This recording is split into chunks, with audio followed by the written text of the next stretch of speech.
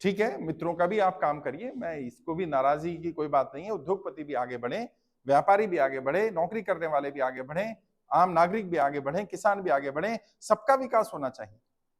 लेकिन अगर आप 100 बड़े उद्योगपतियों का लाखों करोड़ रुपया माफ कर देंगे और आम व्यापारी का, आम नौकरी करने वाले का, आम मजदूर का, आम किसान का 1 रुपया भी माफ नहीं करेंगे और आप कहेंगे कि कोई समस्या ही नहीं है, इसको स्वीकार नहीं किया जा सकता। मैं नाम नहीं लूंगा, एक बड़े नेता से मैं मिला दिल्ली में, उन्होंने मुझे कहा कि प्रॉब्लम नहीं है, आप क्रिएट कर रहे हैं। बताइए, क्या मैंने प्रॉब्लम क्रिएट कर दी? मैंने आपको कर्जे में डाल दिया? कहते हैं आप लोगों को बुलाना बंद कर दो, प्रॉब्लम समाप्त हो जाएगी। अरे नहीं, प्रॉब्लम समाप्त नहीं होगी। अगर मैं लोगों को बुलाना बंद कर दूंगा, लोगों की मरने की संख्या बढ़ जाएगी, उन्हें पता नहीं है। मैं भी सूरत में था, वहां लोगों ने कहा, 2 दिन पहले हम लोग फिर गुजरात में थे, बनासकांठा में, वहां पर लोग मिले मुझे हजारों की संख्या में। लोग कहते साहब आपने कुछ किया कि नहीं किया? एक काम तो कर दिया, कम से कम हमें बता दिया हमारी कर्जे की जिम्मेदारी या कर्जे का कारण हम नहीं है। हमें तो लग रहा था हम जिम्मेदार हैं, हमें तो लग रहा था हम कारण हैं, लेकिन जब आपने बताया कि मैं कर्जे की दलदल में कब फंसा, तो मैंने सोचना शुरू किया कि सर कहते हैं नोटबंदी के कारण या तो आप कर्जे की दलदल में फंसे होंगे, या जीएसटी के कारण फंसे होंगे, या लॉकडाउन के कारण, या जितने भी लोग हैं बता देंगे 3 में से कोई ना कोई कारण होगा। कुछ लोगों ने कहा नोटबंदी के कारण हुआ, नोटबंदी से पहले सब ठीक चल रहा था, कर्जा भी लेते थे, चुका भी देते थे, लेकिन नोटबंदी ने कमर तोड़ दी। कई व्यापारियों ने नहीं साहब उससे फर्क नहीं पड़ा, लेकिन जब ये जीएसटी लगाया गया, बड़ी बड़े व्यापारियों को, बड़ी बड़ी कंपनियों को लाभ हो गया, छोटा व्यापारी तबाह हो गया, उसका व्यापार बंद हो गया, और जहां हम नौकरी करते थे वहां से नौकरियां छूट गई, लोग बेरोजगार हो गए, तो किस कहां से देंगे? कई लोग ना सब उससे भी फर्क नहीं पड़ा। लेकिन जब ये लॉकडाउन लगाया गया और बिना तैयारी के लगाया गया, तब ऐसी कमर टूटी कि आज हम उबर नहीं पा रहे। अब मैं आपसे पूछना चाहता हूं, आप चाहे नोटबंदी के कारण कर्जे की दलदल में फंसे, आप जीएसटी के कारण फंसे, आप लॉकडाउन के कारण फंसे, क्या नोटबंदी आपने की? आपने तो नहीं की। लॉकडाउन आपने तो नहीं लगाया, जीएसटी आपने तो नहीं लगाई। जब जो काम आपने किया ही नहीं, उसकी सजा आपको क्यों मिले भाई? अपने साथ कुछ गलत कर लेना, ये मान लेना कि मैं जिम्मेदार हूं, मेरी गलतियों के कारण मैं कर्जे की दलदल में फंसा, जबकि ये सच नहीं है। और मैं आपको भी कहना चाहता हूं, और आपके माध्यम से आपके परिवार के लोगों को कहना चाहता हूं, व्यक्ति की गलती नहीं है, नोटबंदी उसने नहीं की, जीएसटी उसने नहीं लगाया, लॉकडाउन उसने नहीं लगाया, उसे दोषी मत ठहराओ, उसे दोष मत दो, उसे बार बार टॉर्चर मत करो, क्योंकि दिमाग पर प्रेशर लेगा, टेंशन हुई, कुछ गलत कर लेगा।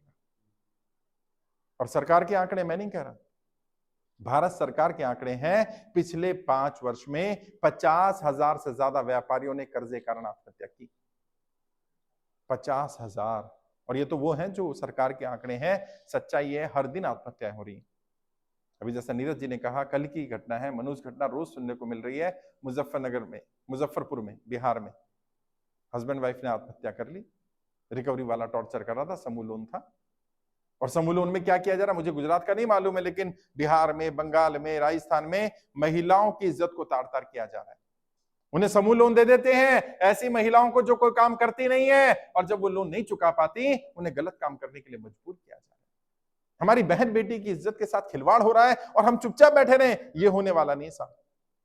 और उन्होंने क्या किया, सरकार ने क्या किया? मैंने आपकी जानकारी सरकार को भेजनी चाहिए, सरकार ने जानकारी लेने से मना कर दिया। आप जानकारी मत भेजिए, अगर कोई परेशान होगा खुद दिल्ली आ जाएगा। अरे बताइए यार, यहां से वडोदरा से कितने लोग दिल्ली जा पाएंगे अपनी समस्या लेकर के? और मुझे सजा क्या दी? मेरा फेसबुक का पेज बंद कर दिया गया। 18 लाख लोग उसको फॉलो करते थे, पेज बंद कर दिया सरकार ने। मेरा यूट्यूब का चैनल बंद कर दिया कि आप सिखाएंगे भी नहीं, आप ट्रेनिंग भी नहीं देंगे, आप गाइड भी नहीं करेंगे। अरे भाई क्या हो गया? ना तो तुम बचा रहे हो लोगों को मरने से, और जो व्यक्ति बचा रहा है उसको तुम रोक रहे हो। हाँ, मेरा गुनाह क्या था? मेरा गुनाह सिर्फ ये था कि मैंने लोगों को जागरूक करना शुरू किया, मैंने उन्हें उनके अधिकार बताए, मैंने बताया रिकवरी वाले से डरना नहीं। भारत के संविधान के हिसाब से ना तो कर्जा लेना अपराध है, और यदि कोई कर्जा नहीं चुका पा रहा, यह भी कोई अपराध नहीं है। मैंने आरबीआई की गाइडलाइंस बतानी शुरू की, किसी रिकवरी वाले को आपके साथ गाली गलौज करने का, बदतमीजी करने का, मिसबिहेव करने का अधिकार नहीं है। ये था मेरा गुनाह। जो काम सरकारों को करना चाहिए, जो काम बैंकों को करना चाहिए, वो काम मैं कर रहा हूं, ना सरकार करेगी, ना मुझे करने देगी। तो क्या हुआ, फेसबुक बंद कर दिया, यूट्यूब बंद कर दिया, मैं सामने आ गया, अब बताओ क्या करोगे? मुझे अरेस्ट करोगे, कर लो, क्या फर्क पड़ता है? मैंने तय कर लिया है, मेरे जीवन का एक ही उद्देश्य है, लोगों की कर्जा मुक्ति, और उससे पहले मैं रुकने वाला नहीं। यही प्रयास कर रहा हूं, इसीलिए मैं पूरे देश में घूम रहा हूं, इसीलिए तुम्हारे बीच में आया। उन्होंने कहा कि भाई आज कार्यक्रम होगा, जबकि अगला कार्यक्रम है हमारा, सोचे 6 बजे हमें अहमदाबाद पहुंचना है, कैसे पहुंचेंगे? लेकिन मैंने कहा नहीं, मैं मिलूंगा, चाहे 15 मिनट लगे, कम से कम लोगों को बताऊंगा, जागरूक करूंगा, जो मेरा काम है। और तुम्हें भी डरना नहीं, किसी रिकवरी वाले से, किसी बैंक वाले से, किसी साहूकार से, किसी एनबीएफसी कंपनी वाले से डरना नहीं है। कर्जा लिया, कोई अपराध नहीं किया। और कई लोग बोलते हैं, फेसबुक पर भी लिखते हैं, इंस्टाग्राम पर, यूट्यूब पर लिखते हैं, लोन औकात नहीं थी तो लिया क्यों था? अरे भाई, औकात थी तभी दिया था बैंक ने, और हम बैंक में नहीं गए थे, बैंक वाला आया था गिड़गिड़ाने, लोन ले लो, लोन ले लो, क्रेडिट कार्ड ले लो, पर्सनल लोन ले लो, लगातार फोन करते थे। औकात नहीं थी तो दिया क्यों था? हमारा सिबिल भी चेक किया था, हमारी इनकम टैक्स रिटर्न देखी थी, बैंक की पासबुक देखी थी। 6 महीने की रिटर्न मांगते हो ना, तो हमारी हैसियत थी। लेकिन हमें नहीं पता था कि अचानक आएगा कोई, रात को 8 बजे आकर बोलेगा सब बंद। वो सोचेगा ही नहीं कि घर में जो व्यक्ति के पास कमाई का साधन नहीं है, वो कल कैसे बच्चों को पालेगा, उसने सोचा ही नहीं। और फिर लोग कर्जे की दल में फंसते चले गए। और अभी हम आ रहे थे, रास्ते में एक जगह रुके, वो रेस्टोरेंट वाला बोलता है, साहब हमारा धंधा 20% भी नहीं रहा। और यहाँ जितने व्यापारी, दिल पे हाथ रख के बता दो, किसी भी मार्केट में, वडोदरा के किसी भी व्यापारी से पूछ लो, जो चाहे भाजपा का समर्थक ही क्यों ना हो, उससे बोलना दिल पे हाथ रख के बता व्यापार कितना, छोड़ वोट किसी को भी दियो, वो खुद बता देगा 10%, 15%। और हम क्या कहें? हम बोल भी नहीं सकते, नहीं बोलना पड़ेगा सर, क्योंकि मैं जानता हूं, मैं एक पॉलिटिकल ट्रेनर हूं, मैं नेताओं की नब्ज जानता हूं। नेताओं को एक ही भाषा समझ में आती है, कौन सी भाषा? वोट की भाषा। जब उन्हें लगता है उनका वोट खिसक सकता है, जब उन्हें लगता है लोग उनसे अलग हो सकते हैं, तब वो गिड़गिड़ाएंगे। अभी यहाँ वडोदरा में हमारे से कितने 10-12 हजार लोग जुड़े हुए हैं। अगर सोचो वो 10-12 हजार लोग इकट्ठे होकर के सिर्फ 10-10 लोगों को जानकारी दें, 1 लाख लोग इकट्ठे हो जाएं, साहब जहां मैं खड़ा हूं ना, सरकार आके खड़ी हो जाएगी, वो कहेगी भाई बताओ करना क्या है। बस हमें करना क्या, हमें संगठित होना है। पहली बात तो कोई गलत कदम नहीं उठाना, कोई भी व्यक्ति। मरना समाधान नहीं है, आत्महत्या कार लोग करते हैं। हमने कोई गुनाह नहीं किया, कोई पाप नहीं किया। कर्जा आज है, कल उतर जाएगा। आज बुरे दिन है, कल अच्छे दिन आ जाएंगे। 10-20 साल खराब हो जाने का मतलब जीवन खराब हो जाना नहीं है। जीवन 70 साल, 80 साल, 100 साल चलता है। 2-4-5 साल खराब हो जाते हैं कई बार गलत निर्णय ले लिए जाते हैं। अब क्या करना है? गलत कदम नहीं उठाना।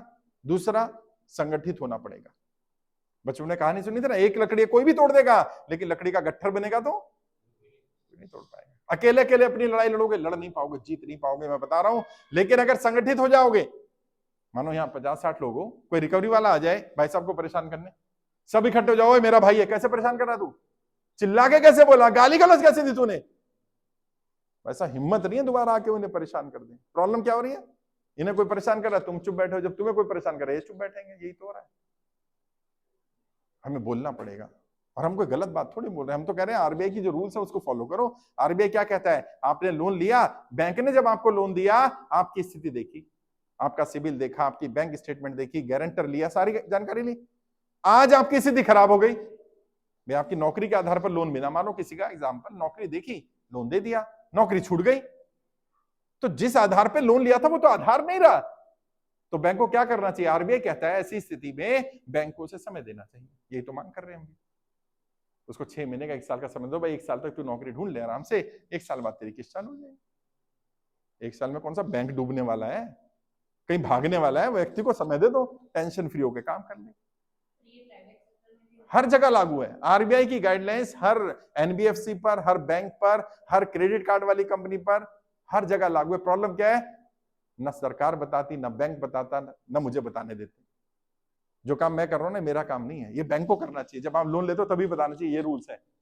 बैंक को बताना चाहिए कि कल को अगर आप लोन नहीं भरते तो क्या क्या होगा। जैसे जिन्होंने हाउसिंग लोन लिया, उन्हें बताया नहीं जाता कि हाउसिंग लोन का मतलब पता है क्या है? आप लिख कर दे रहे हो क्या? मैं अपनी प्रॉपर्टी बैंक में जब्ती करवा रहा हूं, आज से इस प्रॉपर्टी का मालिक मैं नहीं हूं, बैंक है। आपने 1 करोड़ की प्रॉपर्टी पर 20 लाख का लोन लिया और 20 लाख रुपए के चक्कर में आपने कह दिया मालिक बैंक, तो आप तो खुद साइन करके आए हो मालिक बैंक। और अगर लोन लेना ही है तो 1 करोड़ की प्रॉपर्टी पर 80 लाख का लोन लो पूरा, कम से कम कल घर चला भी जाएगा तो दुख नहीं होगा, चल यार मैंने मैक्सिमम ले लिया। भारत में क्या हो रहा है, प्रॉपर्टी की वैल्यू ज्यादा, लोन इतना सा ले रहे हैं, फंस जाते हैं। पता ही नहीं जप्ती का मतलब क्या है। पता है क्या मतलब है? जब आपने घर हाउसिंग लोन लिया, लोन अगेंस्ट प्रॉपर्टी लिया, कोई फ्लैट लिया, दुकान ली, फैक्ट्री रखी, बैंक में रख के लोन ले लिया, आपने क्या लिख दिया, मैं इसमें व्हाइट वॉश भी करवाऊंगा तो बैंक से पूछूंगा। सोचिए, बैंक पूछता नहीं, आप करवा लो, लेकिन अगर बैंक अड़ जाए तो आप भाई साहब व्हाइट वॉश नहीं करा सकते, आप रिपेयर नहीं करा सकते, मालिक नहीं हो ना आप। वो तो बैंक का एहसान मानो कि बैंक तुम्हें रहने दे रहा, नहीं तो वो किराया मांग लेके, ओए मेरी प्रॉपर्टी किराया दे। और जब बैंक कब्जा करने आता है तब तुम रोते हो, अरे क्यों कब्जा करा, घर तो मेरा, घर आपका कहाँ है, आपने तो लिख के दिया घर मेरा नहीं है, मैं मालिक नहीं हूं आज से। लेकिन ये कोई बता के राजी नहीं। अब बिजनेस का लोन लिया, बिजनेस की स्थिति अच्छी थी, लोन मिल गया, सीसी लिमिट मिल गया, ओडी लिमिट मिल गया, क्रेडिट लिमिट मिल जाता है ना, मिल गया। आज बिजनेस डाउन हो गया, अब क्या करें? अब रूल कहता है कि आप बैंक में जाइए और बैंक को अपनी स्थिति के बारे में बताइए कि आज मेरी स्थिति ठीक नहीं है। अब बैंक क्या करेगा? बैंक आपके लोन को रीस्ट्रक्चर कर सकता है। रीस्ट्रक्चर में क्या होता है? आपकी जो हफ्ता है, ईएमआई है, उसको कम कर सकता है। आप बोलो भाई मेरा व्यापार है, सुन लो, पहले मैं अपनी बात रख दूं, फिर कैसे हैंडल करना वो ही बता दूंगा। आपने गए बैंक में, भी मेरा व्यापार था, मेरा व्यापार चलता था, मेरी किस्त जाती थी 50,000 की, मैं आराम से देता था। आज मेरा व्यापार 10% है तो मैं किस्त कितनी दे पाऊंगा? 5,000 10,000 रुपए। आप मेरा लोन रीस्ट्रक्चर करो। आपको बैंक क्यों नहीं करता, और आप कैसे बात करते हो? आप ओरली बात करते हो। बैंक से कोई ओरल बात नहीं करनी, जो भी करना लिख कर करना, और लेटर में लिखना आरबीआई की गाइडलाइंस कहती है 2 बार मैं अपना लोन रीस्ट्रक्चर करा सकता हूं, आरबीआई की गाइडलाइंस के हिसाब से रीस्ट्रक्चर करिए, अगर नहीं कर रहे हैं तो रिटर्न में जवाब दे दीजिए। नौकरी चली जाएगी उसकी अगर वो रिटर्न में कह दे मैं नहीं कर रहा आरबीआई की गाइडलाइंस। अभी बताया ना, सुभाष चंद्रा का लोन था, कितना लोन था भाई? 48,000 करोड़, 48,000 करोड़। उसने रीस्ट्रक्चर करवाया, मेरी स्थिति खराब है, प्रॉपर्टी भी गिरवी थी सारी। पता है बैंक ने क्या किया? 37,000 करोड़ माफ कर दिया उसमें से। और रीस्ट्रक्चर में क्या किया? 11,000 करोड़ रुपए देने हैं थोड़े थोड़े करके। और कंपनी की जो प्रॉपर्टियां रखी थी, जो कंपनियां रखी थी, वो भी छोड़ दी। कोई नियम होगा तभी तो छोड़ा होगा। तो जिस नियम से उसका कर दिया उसी नियम से हमारा वाला भी कर दो। प्रॉब्लम क्या है? हमें नियम ही नहीं पता। और कहाँ है? आपने जो पेपर साइन किए उसमें टर्म्स एंड कंडीशन देखोगे ना, क्रेडिट कार्ड भी लेते हैं तो 100-200 टर्म्स एंड कंडीशन, इतनी बारीक आप पढ़ ही नहीं सकते, इतनी बारीक। और अगर पढ़ लिया तो आप लोगे नहीं। गारंटर का मतलब नहीं पता लोगों को। गारंटर का मतलब पता क्या है? अगर मैं इनका गारंटर हूं और ये लोन नहीं देते तो मैं क्या कह रहा हूं? सारी जिम्मेदारी मेरी, सारी किस्तें मैं दूंगा। कई फंसे हुए हैं गारंटर बेचारे, अब आके रोते मेरे पास, साहब मैंने ना बस ये फोन आया था, उसने कहा बोल दियो जानता है, मैंने बोल दिया मैं जानता हूं, उसने एक पेपर पे साइन कराया, मैंने कर दिए। अब वो कह रहे तेरी प्रॉपर्टी जाएगी क्योंकि तूने गारंटी ली है। लोग कहते चली जाएगी, चली जाएगी भाई, कानून ऐसा है। ये गारंटर एक्ट पढ़ो ना, क्या कहता है गारंटर एक्ट। हमें किताबों में वो जो चीजें जीवन में काम आनी वो तो पढ़ाई नहीं जा रही है, वो पढ़ाया जा रहा है जो साइन थीटा कॉस थीटा। कितनी बार व्यापार में यूज करा है साइन थीटा, जरा बताना। लेकिन सरफेस एक्ट नहीं पढ़ाया क्योंकि ये यूज होना था ना। ट्रिग्नोमेट्री पढ़ाते रहे हैं, पाइथागोरस थ्योरम पढ़िए ना, पाइथागोरस थ्योरम काम आई जीवन में। मनी मैनेजमेंट आता वो नहीं सिखाया। तो क्या करो, इन्हें गुलाम बनाओ। ये गुलाम बनाने का प्रोजेक्ट चल रहा है पूरा। आम लोगों की प्रॉपर्टी बैंक को दो, बैंक जब्ती कर ले और किसको बेच दे? अमीरों को बेच दे। आम इंसान को गरीब बनाओ। 2 ही कैटेगरी रह जाएंगी, एक अमीर रह जाएंगे और एक गरीब रह जाएंगे। ये जो हम और आप मिडिल क्लासेस को समाप्त करने की प्लानिंग है, सिस्टमैटिक प्लानिंग है। और मैं बता रहा हूं जिस दिन राज खुलेगा ना, सबसे बड़ा राज पता है क्या खुलेगा? बस इतना सा पता कर लो, तुम्हारे जिस भी बैंक में तुम्हारी प्रॉपर्टी मॉर्गेज है, उसने पिछले 1 साल में कितनी प्रॉपर्टियां कब्जा करी, कितनी प्रॉपर्टियां ऑक्शन करी, जिसने खरीदी उसने दोबारा कितने में, कितने दिन बाद बेची। अब यहां से एक चेन निकल के आएगी कि जो प्रॉपर्टी खरीदी गई, बैंक ने जब्ती करी, उसने जब नीलाम करी, वो कुछ खास लोगों, खास कंपनियों ने खरीदी, सस्ते में खरीदी। 50 लाख की प्रॉपर्टी 15 लाख 20 लाख में खरीदी, 6 महीने बाद ही वो प्रॉपर्टी 60 लाख में 55 लाख में बेच दी गई। बैंक को क्यों नहीं ग्राहक मिला वो 50 लाख वाला जो इसको मिल गया?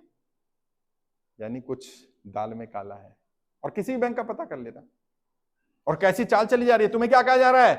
तुम्हें कहा जा रहा है हर सर पे छत होनी चाहिए, है ना, घर तो होना ही चाहिए। और बैंक क्या कर रहा है पता है?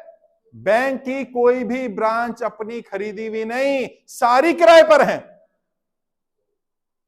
और सारी प्राइम लोकेशन है, उनका किराया भी महंगा जाता है, 2-2 लाख 3-3 लाख रुपए। अगर हमें तो कहा जाता है जितना किराया दोगे उतने की किस्त बनवा के घर अपना कर लो।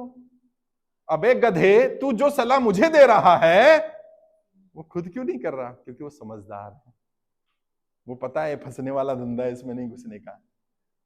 जो बैंकर हैं मुझसे नाराज है, वो बैंक वाले लोग। बैंक वाले लोग क्रेडिट कार्ड यूज नहीं करते। एक बैंकर है, मेरा मित्र है, अच्छे बैंक में। मैंने कहा भाई एक पेमेंट करनी है, क्रेडिट कार्ड दे दियो। क्रेडिट कार्ड वो तो नहीं है ना भाई। यार क्या बात कर रहा है, बैंकर इतना बड़ा? कह रहा मूर्ख नहीं हूं, बैंकर हूं। मैंने क्यों? कह रहा बताना मत किसी को। मैंने बता तो सही, फिर तो देखूंगा मैं किस किस को बताना है। कह रहा क्रेडिट कार्ड सबसे बड़ा जाल है लोगों को फंसाने का। 2 लाख 3 लाख की लिमिट का कार्ड उसको दे देते हैं हम जिसकी 20-30 हजार की नौकरी है। अब वो क्या करता है इमरजेंसी में, तो भाई पैसा जेब में पड़ा है तो यूज कर लेता है। जब तक सही यूज करता सही है, जिस दिन बाउंस होता है उस दिन उसे पता चलता है मैं कहां फंस गया। 30-30%, 40-40% का इंटरेस्ट साहब कभी भर ही नहीं पाएगा, ये तो मर जाएगा। और एक एक छोड़िए, 2-2, 5-5, 10-10 क्रेडिट कार्ड लेके घूम रहे हैं। मेरे पास नहीं है, फाड़ दिया। मैंने कहा नहीं, ये तो फंसाने वाला काम कर रहे हैं। और मैं ये सब क्यों कर पाया, और क्यों मैं तुम्हें कर्जे की दलदल से निकाल पा रहा हूं, क्यों तुम्हारा दर्द समझ पा रहा हूं? क्योंकि मैं कभी कर्जे में था यार। मुझे मालूम है वो दर्द क्या होता है। जो अच्छा इंसान हो और घर पे कोई मांगने वाला आ जाए, देने की नीयत है, पैसा नहीं है, कैसा महसूस होता है मैं वो दर्द जानता हूं। कि कहा भी ना जाए और सहा भी ना जाए, किससे कहे जाकर? कौन सुनेगा, कौन मानेगा कि मेरी गलती नहीं है? तो मैंने तय किया, जब मैं उस कर्जे की दलदल से बाहर निकला, मैंने तय किया मैं इस कर्जे की दलदल से जनता को बाहर निकालूंगा। मेरी ट्रेनिंग मैंने तैयार की, कर्जे से बाहर निकलने के 20 तरीके। वो ट्रेनिंग पेड होती थी, व्यापारी को देता था, फीस होती थी 5,000 रुपए, फ्री कर दी। और उससे लाभ यह हुआ कि लगभग 20 लाख लोगों ने ट्रेनिंग अटेंड की। और इस सरकार ने, तानाशाही सरकार ने क्या करा, वो यूट्यूब चैनल ही बंद कर दिया। क्यों सिखा रहा है तू इनको कर्जे से बाहर निकलना? अरे तुम्हारा पैसा नहीं ले रहा यार, मैं उस व्यक्ति को गाइड कर रहा हूं, बेटा फंसना मत, फंस गया तो ऐसे ऐसे निकल जाओ, मैं भी ऐसे निकला हूं। नहीं, तुम नहीं सिखा सकते, बताओ। ये आजादी, ये डेमोक्रेसी है, ये तानाशाही है। और मैंने रामला मैदान से, आप में से कोई पता नहीं रामला मैदान आया कि नहीं आया? कितनी संख्या थी, कितने लोग थे वहां पर भाई? 2.5 लाख लोग थे साहब, पैर रखने की जगह नहीं थी वहां। मैंने वहां से भी कहा था, मैं फिर कह रहा हूं, मैं नहीं चाहता कि मुझे किसी नेता के खिलाफ बोलना पड़े, किसी पॉलिटिकल पार्टी के खिलाफ बोलूं। हमारी किसी नेता किसी पार्टी से लड़ाई नहीं, लेकिन अगर ये नेता सुधरेंगे नहीं, अगर ये पार्टियां यही सब करती रहेंगी कि जाति धर्म में लड़ाते रहो और इन्हें यूज करते रहो, इनका वोट लेते रहो, तो अब ये ज्यादा दिन चलने वाला नहीं। फिर आपके बीच में से, जनता में से जनता के प्रतिनिधि चुने जाए, और असली डेमोक्रेसी तभी आएगी। अभी सुबह हम गाड़ी में आ रहे थे, राजेश जी ने कहा सर बहुत बढ़िया है, असली डेमोक्रेसी तभी आएगी भारत में जब जनता नेता बने, जनता चुनाव लड़े। अभी जनता नहीं, नेता चुनाव लड़ रहा है, जनता को आना पड़ेगा। और तुम्हारे बीच में से तुम्हारा कोई साथी, तुम्हारा कोई भाई लेके आएंगे जो कर्जे में हो, कि भाई ये तुम्हारी आवाज उठाएगा सदन में, क्योंकि तुम्हारे सांसद तो नहीं उठाएंगे। गुजरात के सभी 26 सांसदों को हमने पत्र भेजा, क्या मांग करी? भाई आप जनप्रतिनिधि हैं, सदन में ये मुद्दा उठाओ ताकि पता तो चले इतने लोग परेशान हैं। एक ने भी जवाब नहीं दिया, सोचिए, एक ने भी नहीं। और अहमदाबाद ईस्ट, जहां से ये हमारे लोकसभा प्रभारी भी हैं राजेश्वर जी, वहां गए तो सांसद पता है क्या कहता है? कहता है भाई मैं जनता की कर्जा माफी के लिए सांसद नहीं बना, और अगर तुझे इतना हमदर्दी है जनता से तो तुम सदन में जाओ और खुद कर लो जनता का कर्जा माफ, मैं तो नहीं करूंगा। बताइए क्या एटीट्यूड है। अरे भाई, मित्रों ने तुम्हें पैसा दिया, मान लिया, जनता ने भी तो वोट दिया यार, जनता की इतनी तो बेइज्जती मत करो। है ये तो हमारी गुलाम है, ये तो हमारे हिसाब से चलेगी। लेकिन जिस दिन जनता समझ गई, जिस दिन जनता का भेजा फिर गया कि एक बार इनको सबक सिखा लो जरा। और कई बार होता है, बार बार बार बार जीत कर ना एक अहम आ जाता है, एक गुरूर आ जाता है कि ये जो जनता कीड़े मकोड़े हैं, ये क्या कर लेंगे। तो एक बार झटका दे दो कि समझ में आ जाए कि जब ये कीड़े मकोड़े अपनी असली ताकत समझते हैं तो ये सत्ता पलट देते हैं। मेरी किसी नेता किसी पार्टी से लड़ाई नहीं है, लेकिन उन्हें सुधरना पड़ेगा। या तो जनता कर्जा माफ कर दे, और मैं कह रहा हूं तुम्हारे यहां भी आएंगे, चुनाव आने वाला, नेता आएंगे, एक ही सवाल कर रहा हूं, भाई साहब जनता का कर्जा माफ करोगे कि नहीं करोगे? बस अगर वो कहे करूंगा, उसका साथ देना, बोले नहीं करूंगा, बोलो तू कौन मैं कौन, हम भी साथ नहीं देंगे। सिंपल। किसी पार्टी का हो, हमें कोई फर्क नहीं पड़ता। जो जनता के साथ नहीं है, अब जनता को उसका साथ नहीं देना। देश की जनता मरती रहे, व्यापारी मरते रहे और मैं चुपचाप बैठा रहूं, ये नहीं होने वाला भाई। हम तो काम करेंगे, कर रहे हैं, लगातार काम कर रहे हैं, लोगों को अवेयर कर रहे हैं। और देखो हमारे इस काम के कारण ही क्या हुआ, पिछले लगभग 18-20 महीने में 2 लाख से ज्यादा लोगों को हम आत्महत्या करने से रोक चुके हैं साहब।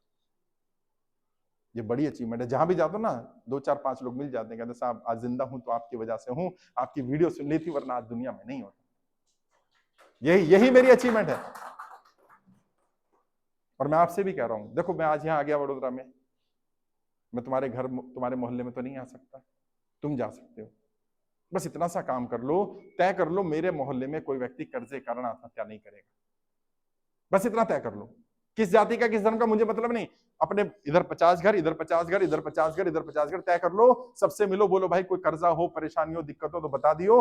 कर्ज मुक्त भारत अभियान चल रहा है देश में, अभियान निःशुल्क है, कोई गलत कदम मत उठाना, एक आदमी तेरी लड़ाई लड़ रहा है, संदेश पहुंचा दो उस तक। बस पता नहीं किसका जीवन बच जाए। तुम्हारे व्हाट्सएप में, कॉन्टेक्ट्स में जितने व्हाट्सएप ग्रुप्स हैं, पता है क्या समस्या है? लोगों की गाड़ी दिखती है, घर दिखता है, फैक्ट्री दिखती है, लगता है अच्छा कमा रहा होगा, पता नहीं कितना परेशान होगा। बस व्हाट्सएप पे एक मैसेज डाल दो, क्या देश में कर्ज मुक्त भारत अभियान चल रहा है, अभियान निःशुल्क है, अधिक जानकारी के लिए गूगल पे सर्च कर कर्ज मुक्त भारत अभियान, कोई गलत कदम मत उठाना। मुझे मैसेज मिला, मैंने आगे भेज दिया। बस ये भी बताने की जरूरत नहीं मैं जुड़ा हूं। पता नहीं किसका जीवन बच जाए, पता नहीं कौन व्यक्ति ऐसा हो जो परेशान हो रहा हो, टेंशन में हो रहा हो, और वो कहे यार नहीं, एक आदमी कह रहा है तो सुन ली जाए इसके। मैं यही कर सकता था, मैं यही कर रहा हूं। मैं कोई सरकार में नहीं, मैं कोई नेता नहीं हूं, मैं कोई सांसद विधायक नहीं हूं, मेरे लोग सत्ता में नहीं है, मैं ज्यादा नहीं कर सकता। कई लोग मुझसे उम्मीद करते हैं कि आप बहुत कुछ करिए, ये भी कर दीजिए। भाई मेरी भी लिमिटेशन है। वैसे मैं आपके लिए सुप्रीम कोर्ट में पीआईएल भी लगा रहा हूँ, 12 तारीख को हम लोगों ने तय किया है। अभी आपको दिल्ली आना नहीं है, अभी सिर्फ दिल्ली लोगों के आसपास के लोगों को बुला रहे हैं साइन करने। आपको भी बुलाया जा सकता है, बुलाया जाएगा तो आ जाओगे पक्का? कितने लोग आ जाओगे? हाथ खड़े करो जरा। सब लोग दिल्ली आ जाओगे? दिल्ली छोड़ो, अहमदाबाद आ जाओगे पक्का? बस एक बार आ जाना। सारे लोग अगर गुजरात के इकट्ठा हो गए, गुजरात में अभी तक 1.25 लाख से ज्यादा लोग जुड़े हैं, एक दिन भी इकट्ठा हो गए ना, उस दिन सरकार झुक जाएगी कि यार इतने सारे लोग परेशान हैं। और बस यही प्रयास है कि तुम्हें संगठित कर दूं, तुम इकट्ठे रहो। अगर आपस में जुड़कर रहोगे, कोई तुम्हें परेशान नहीं कर पाएगा। बाकी आज कर्जा मुक्ति का कार्ड मिल रहा है आपको, मैं कार्ड दिखा देता हूँ। कर्जा मुक्ति कार्ड लेकर के आए हम लोग, आपके टीम आपको कार्ड दे देगी। इस कार्ड में रामलीला मैदान में जो लोग नहीं गए वो देख लेंगे, फोटो है। जो गए उन्हें तो पता ही है, ओरिजिनल यही है, ये कोई बनाई हुई फोटो नहीं, ओरिजिनल इतनी भीड़ थी वहां। इधर यहाँ मेरा फोटो है, यहाँ कर्जा मुक्ति कार्ड है, सीरियल नंबर आएगा, आपका नाम आएगा, आपका लोकसभा का नाम आएगा, आपका एड्रेस आएगा, यहाँ स्टैंप लगी हुई, यहाँ साइन हो जाएंगे, यहाँ आपकी फोटो लगेगी। फोटो लाया हो ना सब? हाँ, फोटो लगवा लेना। ये कर्जा मुक्ति कार्ड ही आपकी मुक्ति का मार्ग है। जब भी होगा कर्जा माफ, सरकार जब भी बुलाएगी, ये कार्ड बहुत मदद करेगा। इसको लेमिनेट करा के रख लेना और अपने अड़ोस पड़ोस में, अपने रिश्तेदारों को बता भी देना, भाई कार्ड लिया। और ये भी फ्री है, किसी को पैसे तो नहीं लिया ना भाई? पैसा तो नहीं लिया भाई साहब? कोई पैसा तो नहीं लिया ना? पूरी तरह निःशुल्क है ना? अभियान पहले दिन से निःशुल्क था, निःशुल्क है, निःशुल्क रहेगा। अगर कोई व्यक्ति कर्जा मुक्ति के नाम पर, कार्ड के नाम पर, रजिस्ट्रेशन के नाम पर, ट्रेनिंग के नाम पर 1 रुपया भी मांगे, उसकी तुरंत पुलिस कंप्लेंट कर देना। वो हमारा आदमी नहीं हो सकता। हमारे लोग तो अपना पैसा लगाकर, अपना समय लगाकर सेवा करने में लगे हुए हैं कि भाई लोगों का जीवन बचाओ। और आप में से भी कोई अगर साथ मिलके वॉलंटियर बनना चाहता है, जैसे ये लोग काम कर रहे हैं, इनको कोई सैलरी नहीं मिल रही है, ये सब अपना समय लगा रहे हैं। इन्होंने कहा साहब आप बहुत अच्छा काम कर रहे हो, मैं भी करूंगा, तुम भी जुड़ जाओ।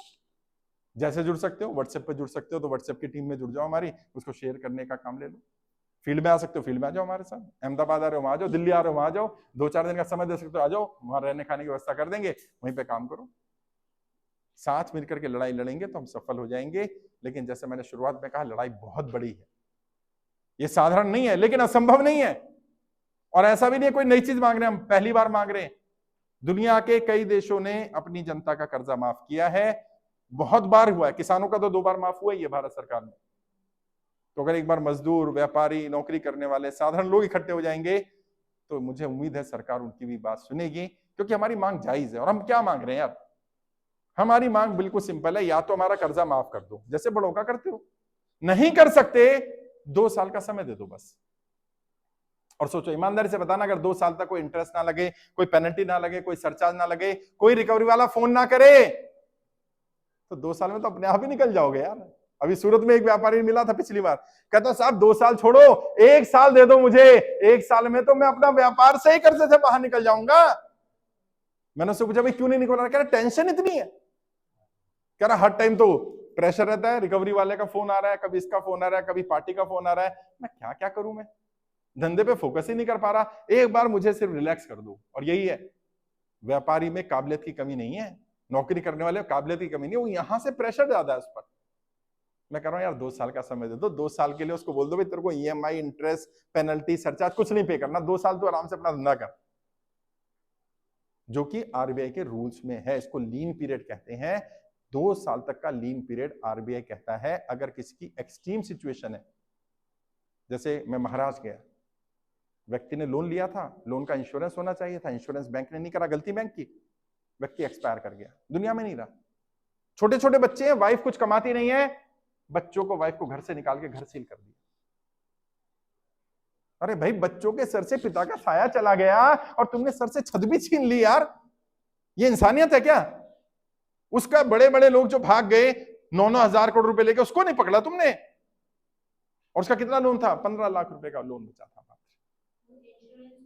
और इंश्योरेंस का बेनिफिट नहीं देते, इंश्योरेंस में चीटिंग करते हैं। वो क्या करेंगे? क्रिटिकल इलनेस, एक्सीडेंटल, और भाई मर गया ना बंदा, कैसे भी मरा? अभी कहता नहीं एक्सीडेंट नहीं हुआ ना, नेचुरल मरा है। मतलब उसको उठा के लाए पहले, कहीं जिंदा हो, फिर तू रोड पे जाके एक्सीडेंट हो गया, तब देगा तू यार। जिसका व्यक्ति का कमाने वाला नहीं रहा, कम से कम उनका तो लोन माफ होना चाहिए, मानते हो? जिसका कोई कमाने वाला नहीं रहा, उसका लोन माफ होना चाहिए कि नहीं होना चाहिए? यही हमारी मांग है। व्यापारियों का लोन माफ होना चाहिए, जो मजदूर है उनका लोन माफ होना चाहिए, किसानों का लोन माफ होना चाहिए, आम लोगों का लोन माफ होना चाहिए, नौकरी करने वालों का लोन माफ होना चाहिए। वो लोग जो सरकार की गलत नीतियों के कारण कर्जे की दलदल में फंसे। कई लोग कह रहे हैं आप तो बेईमानों के साथ हो, आप तो डिफॉल्टर के साथ हो। नहीं, यहाँ एक भी व्यक्ति डिफॉल्टर नहीं है भाई। कोई ऐसा है जो कहता है मैं पैसा नहीं देना चाहता? भारत में होते ही नहीं ऐसे लोग। भारत में लोग क्या कहते हैं? भाई देना चाहता हूं, बस है नहीं, स्थिति नहीं, व्यापार नहीं है, काम धंधा नहीं। अगर काम धंधा चल पड़े, व्यापार बढ़ जाए, पैसा आ जाए तो चुका दोगे ना? वही पे चुका देंगे। और फिर भी अगर सरकार को लग रहा है 2-4-5% लोग बेईमान है, डिफॉल्टर है, हो सकते हैं, चलो भाई कोई चीटिंग ही करना चाह रहा हो, सरकार चेक कर ले, सरकार एक एक व्यक्ति से बात कर ले, भाई तेरी स्थिति क्या है? ऐसी स्थिति है, चेक कर लो जेन्युइन है कि नहीं है। मैं कौन सा चेक करके दे रहा हूं? मैंने तो तुम्हें जानकारी दे दी, इतने लोग परेशान हैं, अब तुम देख लो जो सही है। मैं कहता हूं जिसका जेन्युइन केस है, कम से उसकी तो मदद कर दो। जो बहन कह रही है मैं बैंक जा रही हूं, बैंक समय नहीं दे रहा, सुन ही नहीं रहा, अरे भाई आरबीआई की गाइडलाइंस नहीं सुन रहे। और अभी लगा एसबीआई पे जुर्माना लगा 1 करोड़ रुपए का, आरबीआई ने लगाया। क्यों? रूल फॉलो नहीं कर रहा था। हमने कंप्लेंट करनी शुरू कर दी, और बहुत सारे लोगों के साथ हो रहा है। और आपको तरीका भी बता रहा हूं कैसे कंप्लेंट करोगे। कोई बैंक, कोई रिकवरी वाला, कोई एनबीएफसी वाला, कोई साहूकार, कोई भी व्यक्ति आपको परेशान कर रहा है, ट्विटर हैंडल पे अपना अकाउंट बनाओ, बहुत तुरंत, हाँ अब एक्स बोलते हैं उसको, उससे तुरंत एक्शन हो रहा है। एक्स प्लेटफॉर्म जो ट्विटर हैंडल है, वहां पर एक्स पर अपना अकाउंट बनाओ और वित्त मंत्री भारत सरकार को टैग करो, प्रधानमंत्री को टैग करो, उस बैंक के सीनियर ऑफिसर्स को टैग करो, उस रिकवरी एजेंट का नाम लिखो, ये व्यक्ति मुझे परेशान कर रहा है, उसका नंबर भी लिख देना। आधे घंटे के अंदर अंदर फोन आ जाता है वहां से। हमने देखा है रिकवरी वालों की नौकरियां चली गई, कई कंपनियां बंद करा दी हमने। थोड़ा सा जागरूक बनना पड़ेगा और डरना नहीं है। प्रॉब्लम क्या है? बंदा फोन नहीं उठा रहा, बैंक के लेटर आए, नोटिस आए, जवाब नहीं दे रहा, तो क्या लगता है? बैंक को लगता है बेईमान है। नोटिस कोई फांसी का फंदा नहीं है। नोटिस क्या है? बैंक पूछ रहा है भाई ये था बताओ, आप भी उसको नोटिस दो। और बैंक से मैंने कहा ना, हर बार रिटर्न में बात करना। बैंक का नोटिस है, रिटर्न में जवाब देना। बैंक का कोई भी चीज है, रिटर्न में जवाब देना, ताकि बैंक के पास भी रिकॉर्ड रहे तो आपके पास भी रिकॉर्ड रहे। मैंने इतनी बार बताया था अपनी स्थिति के बारे में। और कब बतानी है? मान लो आपका व्यापार बंद हो रहा है या कम हो रहा है या नौकरी छूट गई या पता अगले महीने मेरी हफ्ता नहीं जाने वाला, तो बाउंस होने का इंतजार क्यों करते हो यार? पहले ही बता दो लिख करके, मैनेजर साहब अगले महीने मैं किस्त देने की स्थिति में नहीं हूं, मुझे रास्ता बताओ। रास्ता भी उनसे पूछ लो, मुझे रास्ता बताओ मैं क्या करूं और क्यों नहीं हूं, रीजन बताओ। नौकरी छूट गई, व्यापार बंद हो गया, जो भी रीजन। अब क्या होगा? अब बैंक के ऊपर बात आएगी कि भाई जब व्यक्ति ने डिफॉल्ट करने से पहले ही तुम्हें पूछा था, अपनी स्थिति बताई थी, तुमने इसको सही सलाह क्यों नहीं दी? क्योंकि बैंक क्या करेगा? बैंक कल कोर्ट जाएगा, बैंक ने 10 नोटिस भेजेंगे तुम्हें। बैंक जज साहब को देखा, जज साहब 10 बार नोटिस भेजा, इसका जवाब नहीं आया। तुम कहोगे मैंने 10 बार फोन किया था। जज कहेगा सबूत दिखाओ, आपका तो कोई सबूत नहीं है। थोड़ा सा स्मार्टली खेलना पड़ेगा, जैसे बैंक खेल रहा है। बैंक क्या कर रहा है? बार बार नोटिस भेज के तुम्हारी फाइल मोटी कर रहा है। तुम नोटिस के जवाब दे दे के तुम भी अपनी फाइल मोटी करो, ताकि जज को लगे व्यक्ति जेन्युइन है, पैसा मारना नहीं चाहता। बेईमान व्यक्ति थोड़ी ना ऐसा करेगा कि लेटर जवाब देगा। छोटी छोटी चीजों का ध्यान रखोगे, निकल जाओगे इससे बाहर। फिर भी कोई दिक्कत है, कोई परेशानी है, किसी को रहने की दिक्कत आ रही है, खाने की दिक्कत आ रही है, कोई रिकवरी वाला, कोई बैंक वाला, कोई साहूकार, कोई भी परेशान कर रहा है, आप हमारी टीम से संपर्क करो। हमारी टीम आपको गाइड कर देगी। रहने खाने की व्यवस्था आपके सांसद विधायक से करवा सकते हैं। सांसद को 5 करोड़ रुपए मिलते हैं अपने क्षेत्र की जनता की इन्हीं समस्याओं के समाधान के लिए। विधायक को 2 करोड़ रुपए मिलते हैं और 20% पैसा वो अपनी मर्जी से खर्च कर सकते हैं। आपकी 1-2 इंस्टॉलमेंट भर सकते हैं वो, आप जाते ही नहीं। आप जाओ, सांसद जी मेरी स्थिति खराब है, आप सांसद हैं, आपको पैसा आता है 5 करोड़ रुपए मेरी सेवा करने के लिए, मेरा तो हफ्ता जाता है 10,000 रुपए का, आप देखो क्या करना है। अब वो बैंक से खुद बात करेगा, भरेगा, टाइम दिलाएगा, उसकी मर्जी है। और अकेले जाना नहीं, इकट्ठे होकर जाना है, ताकि उसे भी पता चले इतने लोग परेशान हैं। जनप्रतिनिधि किस लिए है? नाम ही उसका जनप्रतिनिधि, जनता की प्रतिनिधित्व करने के लिए, जनता की आवाज सुनने के लिए। और अगर वो आवाज नहीं सुन रहा तो सांसद विधायक होने का क्या लाभ उसका? संगठित होकर सिस्टमेटिक काम करोगे तो सफल हो जाओ। मैं दिल्ली में बैठ करके आपकी लड़ाई लड़ रहा हूं, अलग अलग राज्य भी जा रहा हूं। ये तो नहीं कह सकता कब तक होगा, लेकिन इतना विश्वास है, आज हो, कल हो, 1 साल में हो, 2 साल में हो, सरकार को झुकना पड़ेगा, क्योंकि हमारी मांग जायज है और हमारी संख्या बढ़ती जा रही है। जब रामला मैदान में कार्यक्रम किया था तो लगभग हमारे साथ 6.5 लाख लोग जुड़े थे। आज 15 लाख से ज्यादा लोग हमारे साथ जुड़े। एक तरफ ये हमारे लिए खुशी की भी बात है, इतने लोग हैं, लेकिन एक दुख की बात है कि इतने लोग परेशान हैं। और मैं समझता हूं कि व्यापारी तो बहुत बुरी तरह से परेशान है और व्यापारी का कोई सुनने वाला नहीं है। व्यापारी को सरकार चोर मान के रखती है कि तो चोरी करता है, तो बेईमान है, ये वाली रेड कर दो, ये कर दो, वो कर दो। ये नहीं देखते कि उसके बाद धंधा ही नहीं बचा। और व्यापारी बेचारा क्या करे? वो भी सोचता है कि चलो शायद अब ठीक हो जाएगा, अब ठीक हो जाएगा, अब ठीक हो जाएगा। एक जो बड़ी गलती कर रहे हैं, सभी कर रहे हैं, कर्जा चुकाने के लिए कभी कर्जा मत लेना। समझ लेना, क्योंकि कर्जे की दलदल क्या है वो समझो। मैंने कर्जा लिया, अब मैं कर्जा नहीं चुका पा रहा, तो मैंने उससे चुकाने के लिए कहीं और से कर्जा ले लिया। मैं क्या कर रहा हूं पता है? मैं गड्ढे में फंसा और मैं गड्ढे में से मिट्टी निकाल के ये सोच रहा हूं मैं गड्ढे से बाहर निकल जाऊंगा। नहीं, मैं गड्ढा और गहरा कर रहा हूं। एक दिन ये गड्ढा इतना गहरा हो जाएगा, मैं चाहूंगा भी तो निकल नहीं पाऊंगा इससे। ये दलदल है। कर्जा चुकाने के लिए कर्जा मत लेना। एक हो गया कर्जा, हो गया, जैसा भी हो गया, लेकिन अब लड़ेंगे। कर्जा लेकर नहीं कर्जा चुकाएंगे। कहां से चुकाएंगे? कमा कर चुकाएंगे। कोई अगर एसेट है लिक्विफाई करनी पड़े वहां से चुका देंगे, कर्जा लेकर नहीं, वरना दलदल है। ये दलदल फांसी का फंदा बन रही है। लोग जो मर रहे हैं उसका एक बड़ा कारण यही है क्योंकि वो इतने धंस गए गड्ढे में कि उन्हें समझ नहीं आ रहा कि अब करूं क्या। अपना भी जीवन तबाह कर रहे हैं, बच्चों का भी जीवन तबाह कर रहे हैं। और बड़े लोग क्या चाह रहे हैं? बड़े लोग तो चाह रहे हैं जैसे आईएएस का बेटा आईएएस बनता है, इंजीनियर का बेटा इंजीनियर बनता है, डॉक्टर का बेटा डॉक्टर बनता है। वो चाह रहे हैं कर्जे वाले का बेटा कर्जे वाला ही बने। विरासत में तुम अपने बच्चों को कर्जा ही देकर जाओ, यही चाहते हो? नहीं चाहते, वो चाहते हैं। और अगर तुम चाहते हो कि विरासत में अपने बच्चों को कर्जा ना देके जाएं, तो आज ही उन्हें कर्जे की दलदल से बाहर निकलने की ट्रेनिंग भी लो। यूट्यूब पर फ्री डाल दी गई, दूसरे चैनल पर आर्थिक स्थिति ठीक करने की ट्रेनिंग भी दे रहा हूं, वो भी अटेंड करो। यूट्यूब पर, फेसबुक पर लगातार वीडियो डाल रहा हूं ताकि तुम सीख पाओ। यही कर सकता हूं मैं। अभी तो मैं सरकार में नहीं हूं, मेरा कोई व्यक्ति सांसद विधायक नहीं है, मेरा कोई व्यक्ति मंत्री नहीं है, मेरे पास पावर नहीं है, लेकिन मैं आपसे वादा कर रहा हूं, अगर कभी उस नियति ने, उस परम पिता परमात्मा ने, उस खुदा, उस भगवान, उस वाहेगुरु सल्ला, जो भी आप कहो, उसने अगर मुझे ताकत दी कि मैं तुम्हारा कर्जा माफ कर सकता हुआ, 1 मिनट नहीं लगाऊंगा साहब, 1 मिनट। बस उसी का प्रयास है कि किसी तरह से लोगों को बचा लिया जाए। बाकी आज हमारे साथियों ने कार्यक्रम किया, बहुत बहुत आभार उनका कि वो इस तरह का कार्यक्रम कर रहे हैं, क्योंकि मैं चाहूंगा जोरदार ताली उनके लिए होनी चाहिए जिन्होंने ऑर्गेनाइज किया, क्योंकि ये बड़ी बात है कि कोई अपना समय, अपना पैसा आज की डेट में लोगों की सेवा में लगा रहा है। मैं कोशिश करूंगा आगे भी आपको गाइड करता रहूं, और अभी आपका कार्ड वितरण का कार्यक्रम शुरू होना है, मुझे अहमदाबाद भी जाना है। तो बहुत बहुत शुक्रिया। जय हिंद, जय भारत।